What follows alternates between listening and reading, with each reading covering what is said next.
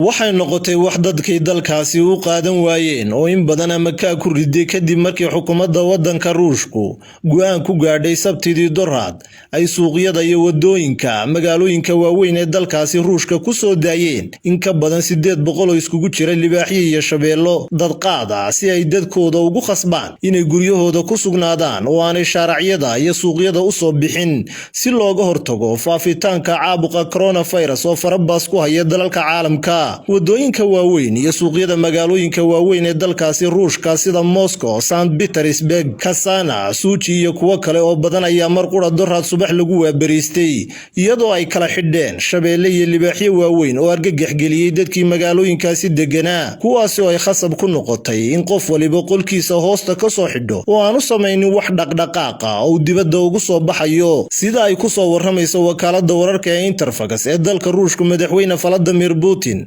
ayaa la xaqiijiyay inuu isagu bixiyay amarka magaalooyinka waaweyn ee dalkaasi loogu sii dhexdeynayo libaaxyada iyo shabeellada kuwaasi oo dad qaada qaarkoodna uba muuqdaan kuwa gaajaysan oo haddii ay dadka helaan daqiiqad ku kala goosanaya. arrintaasi ayaa ugu dambeyn keentay in habeen hore ilaa shalay cidi dibadda u soo bixin iyadoo kaliya telefishinada laga daawanayay libaaxyada iyo shabeellada gaaf wareegaya wadooyinka iyo meelihii saxmadda ahaan jiray oo imika noqday kuwa haawanaya oo aanay laba qof dhex marayn. madaxweynaha waddanka Ruushka Vladimir Putin oo qoraal kooban shacabka dalkiisa kula wadaagay barta uu ku leeyahay Twitter-ka waxa uu yidhi waxaan jeclaysanay inaanu libaaxyo iyo shabeello ku soo deyno magaalooyinka si ay dadku guryahooda ugu nagaadaan. waxaan awoodnay inaanu dadka amar ku soo rogno oo aanu u sheegno inay guryahooda ku sugnaadaan oo aanay u soo bixin si looga hortago loona xakameeyo cudurka halista ee coronavirus. balse waxaanu go'aansanay inaanu libaaxyada iyo shabeellada meel walba ku soo deyno si looga baqdo oo aanay cidina iskugu iman dibadda